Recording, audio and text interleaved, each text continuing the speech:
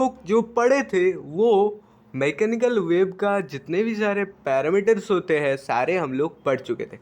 पर हम लोग भूल ही गए थे कि साउंड एक मैकेनिकल वेव है और उस मैकेनिकल वेव के बारे में पूरा क्लियर कट कंसेप्ट लेने भूल गए थे। तो चलो आज हम लोग मैकेनिकल वेव क्या होता है वो पढ़ लेते हैं। साथ ही साथ मैकेनिकल वेव का पूरा क्लियर कट कंसेप्ट इस वीडियो से तुमको मिल जाएगा।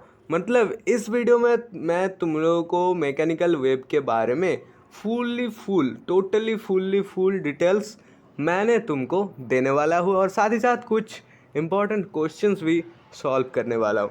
चलो वीडियो पूरा देखना प्लीज़। तो देखो, sound moves by the mechanical wave. Mechanical waves are the waves which require a material medium for their propagation. ये बातें मैं तुमको मेरे पिछला दो वीडियो में बता चुका हूँ कि साउंड मैकेनिकल वेव पे मूव करता है और ये जो मैकेनिकल वेव होता है इसको कोई मटेरियल चाहिए होता है प्रोपागेशन करने के लिए। They are also known as elastic waves. ये बात नहीं बोले थे। देखो एक चीज़ तुम लोग अभी से लिख लो अपने कॉपी में, mechanical waves are also known as elastic waves. क्यों होता है इलास्टिक वो बताते हैं। As the main cause from there for their propagation in the medium is a property of the medium called elasticity. वो लोग जो मटेरियल से पास होता है ना, ये तुमको और अच्छा से समझ में आएगा जब हम लोग ये मैं क्या बोलते हैं मैकेनिकल वेव का जो पार्टीशन पढ़ेंगे, उसमें जो वेव रहेगा वो जब पढ़ेंगे तब तुमको अच्छा से समझ में आएगा क्यों इसको इलास्टिक वेव कहते हैं।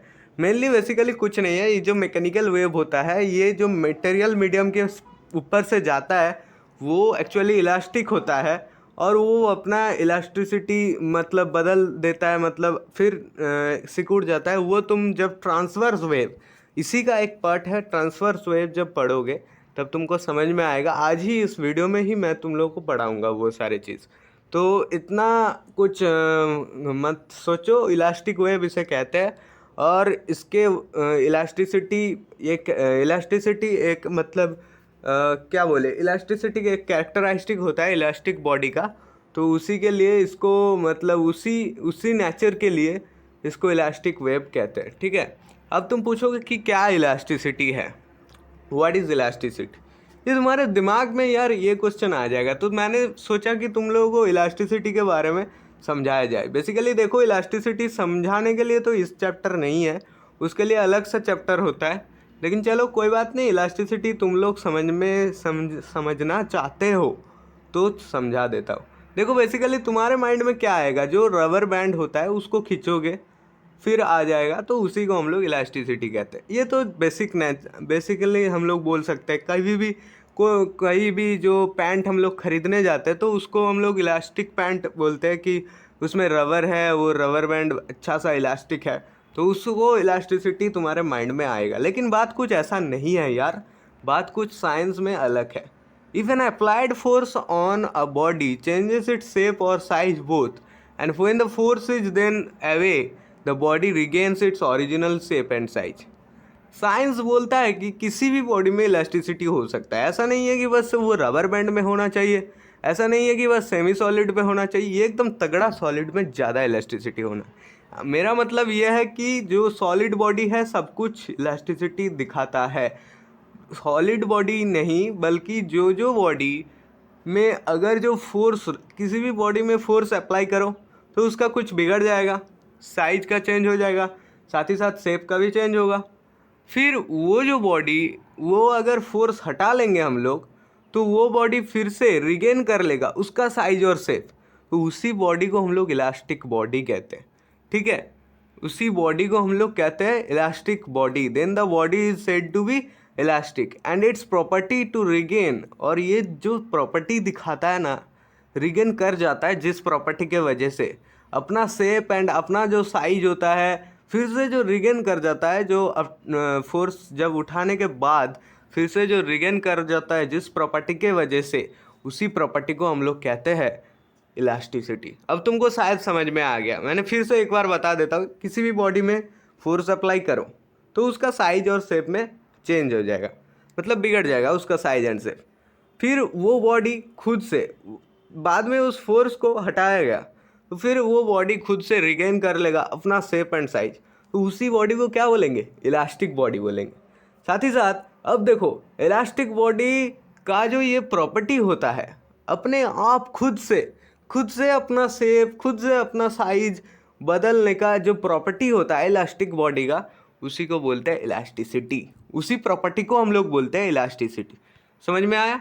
When a mechanical wave propagates from one place to place another in a medium, किसी भी अनदर मीडियम में जब ये प्रोपगेशन करता है, in the direction of vibration of particles of the medium can be either parallel to the direction of wave motion or perpendicular to the direction of wave motion। अब चलो elasticity पढ़ लिए तुम लोग, मैकेनिकल वेव को elastic wave बोलता है और उसको कुछ मटेरियल चाहिए होता है, ये सब तो जान गए। लेकिन अब देखो ये जो मैकेनिकल वेव होता है, ये जब जाता है, ये जब मूव करता है, ठीक है, एक प्लेस टू अनदर प्लेस जब मूव करता है, इसका एक वाइब्रेशन होता है जो मैंने दिखाए थे कल, जो डायग्राम में दिखाए थे, वेव जा रहा है, वेव ऑसिलेशन हो रहा है, वाइब्रेशन हो रहा है। उस वाइब्रेशन एक डायरेक्शन में जाता है, एक डायरेक्शन में मूव करता है और उसका अलग ही मतलब ये होता है, क्या बोलते हैं, पैथ होता है, जाने का एक अलग ही पैथ होता है। सब वाइब्रेशन तो सेम नहीं जाता है। तो उसके विचार में हम लोग दो पैथ अगर निकालेंगे तो टू टाइप्स ऑफ वेव निकलेगा। उसमें से जो एक मीडियम के ऊपर आइदर पैरेलल जाएगा, या तो पैरेलल जाएगा या फिर परपेंडिकुलर जाएगा। परपेंडिकुलरली जो वेव मूव करता है उसी वेव को हम लोग कहते हैं ट्रांसवर्स वेव, और जो पैरेलली मूव करता है उसको हम लोग कहते हैं लॉन्गिट्यूडिनल वेव। इसीलिए mechanical wave can be classified into two parts, that's are longitudinal wave and transversal wave. अब देखो ट्रांसवर्स वेव और लॉन्गिट्यूडिनल वेव क्या है, लिखा हुआ है देखो, direction of vibration of the particles of the medium is parallel to the direction of the wave motion. जो ये वेव मोशन जा रहा है ना, ये अगर पैरेलली होगा, अगर इसका डायरेक्शन चलने का मोशन पैरेलली होगा तो उसको हम लोग बोलते हैं लॉन्गिट्यूडिनल वेव, ठीक है। अब ट्रांसवर्स वेव अच्छे से समझो, ट्रांसवर्स वेव पैरेलल नहीं है, वो जो जा रहा है ना उसका जो पैथ होता है वो perpendicular to the direction of wave motion, perpendicular to the direction of wave motion, ऐसा होता है, ठीक है। अब देखो लॉन्गिट्यूडिनल वेव, ये लॉन्गिट्यूडिनल वेव होता है, इसका जो पिक्चर तुम देखोगे तो लॉन्गिट्यूडिनल वेव का ऐसा पिक्चर होता है, और स्प्रिंग का एग्जांपल ले सकते हो एकदम अच्छे से। तो देखो लॉन्गिट्यूडिनल वेव उसका क्या होता है, लॉन्गिट्यूडिनल वेव का the medium is parallel to the direction of wave motion, ठीक है। Longitudinal wave, the region where are rings are very close to each other is known as compression.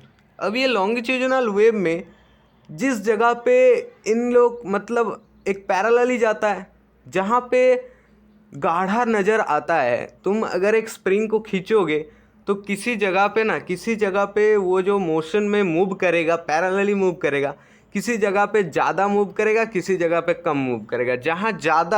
जहाँ denser दिखेगा, जहाँ उसका मोशन डेंसर दिखेगा उसको कहते हैं कंप्रेशन, ठीक है। और the regions where they are far apart are called rarefaction. जहाँ पे कम दिखेगा उसको, वहाँ पे जहाँ पे कम दिखेगा उसको रेयरफैक्शन कहते हैं, ठीक है। देखो ये जो पिक्चर तुमको दिख रहा है ये लॉन्गिट्यूडिनल वेव का है। यहाँ पे ये जो लाइन तुमको दिख रहा है पैरेलल है कि नहीं बताओ। फिर यहाँ पे वाइब्रेशन हो रहा है, इसका डायरेक्शन इधर है और क्या है, पैरेलली है। अब यहाँ पे जिस जगह में गाढ़ा हो रहा है, मतलब जिस जगह में गाढ़ा हो रहा है वहाँ पे कंप्रेशन बहुत जल्दी फर्स्ट मूव कर रहा है, तो उस पार्ट को हम लोग कहते हैं कंप्रेशन, और बाकी जहाँ पे खुला है वहाँ का रेयरफैक्शन कहते हैं, ठीक है, rarefaction. Longitudinal wave move in form of compression and rarefaction. इससे तुमको क्या नज़र आता है कि लॉन्गिट्यूडिनल वेव जो होता है वो कंप्रेशन और रेयरफैक्शन दोनों मिला के चलता है, ठीक है। It moves through all the states of matter, जैसे कि सॉलिड, लिक्विड एंड गैस। सभी मैटर के तरफ ये चल सकता है, मतलब किसी भी सभी मटेरियल पे चल सकता है, सॉलिड बॉडी में भी चल सकता है, लिक्विड में भी चल सकता है, गैसियस बॉडी में भी चल सकता है। ये था लॉन्गिट्यूडिनल वेव। बेसिकली कुछ नहीं है, पैरेलल होगा।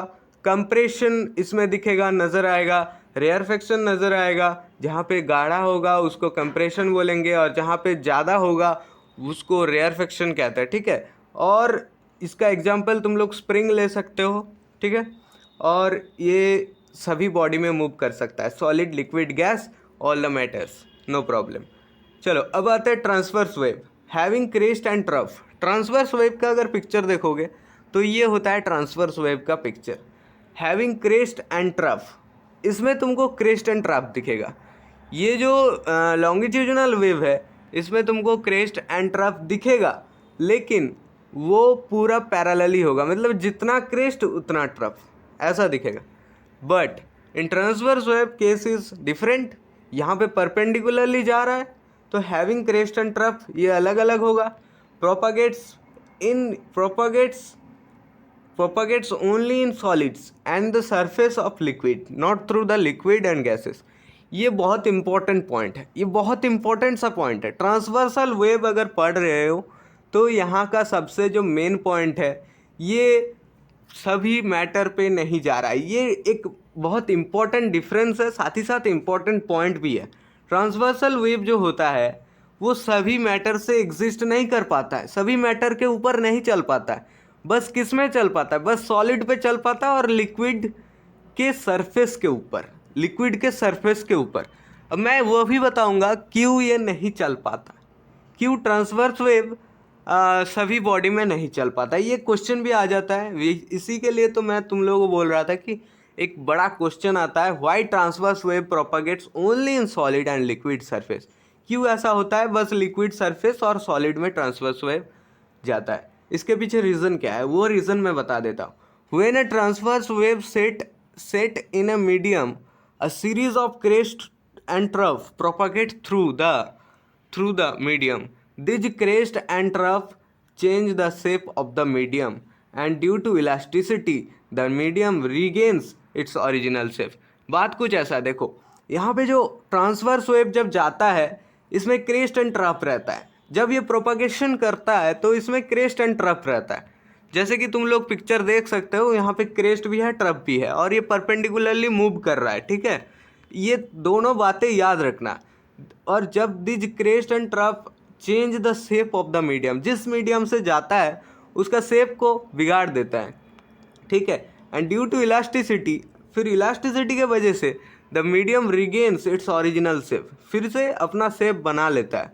Hence transverse waves can be set in the medium which opposes change in shape, जो कि अपना बॉडी को चेंज, अपना शेप को चेंज कर सकता है, फिर आके मतलब अपना चेंज मतलब फिर से ठीक कर लेगा, उसी बॉडी में जा सकता है। तो वैसा बॉडी तुम अगर पूछोगे मेरे को, तो लिक्विड के अंदर से जाएगा तो उसका जो शेप पहले से ही बिगाड़ा हुआ तो वो कैसे अपोजिट करेगा।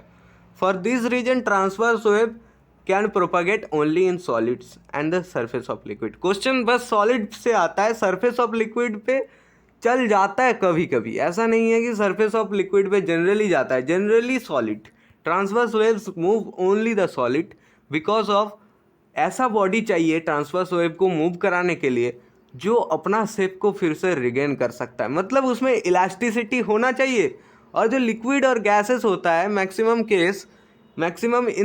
Cases we know that in liquid and gas there is no elasticity, ठीक है। तो इतना बात तुमको समझ में आया कि ट्रांसवर्स वेव क्या होता है। फिर ये जो मैंने बताया लॉन्गिट्यूडिनल वेव क्या होता है। मेनली देखो, लॉन्गिट्यूडिनल वेव पैरेलली मूव करता है, और जो ट्रांसवर्स वेव होता है ये परपेंडिकुलरली मूव करता है। कभी कभी अलग अलग डायरेक्शन पे भी मूव करता है, लेकिन परपेंडिकुलरली। और इसमें क्रेस्ट एंड ट्रफ पूरा अच्छे से नज़र आएगा, और इसमें rarefaction and compression, longitudinal wave, rarefaction and compression, ये सब बातें लिख दोगे तो इसमें डिफरेंस तुमको निकल जाएगा, ठीक है। तो ये थी कुछ वेव के बारे में, मैकेनिकल वेव के बारे में, दोनों पार्ट्स। तो मैकेनिकल वेव अब तुमको शायद समझ में आ गया इलास्टिसिटी के क्यों इलास्टिक बोलते हैं मैकेनिकल वेव को, ड्यू टू दोनों वेव, मैकेनिकल वेव का जो दोनों पार्ट होता है लॉन्गिट्यूडिनल एंड ट्रांसवर्स, दोनों ही इलास्टिक बॉडी के ऊपर जा रहा है।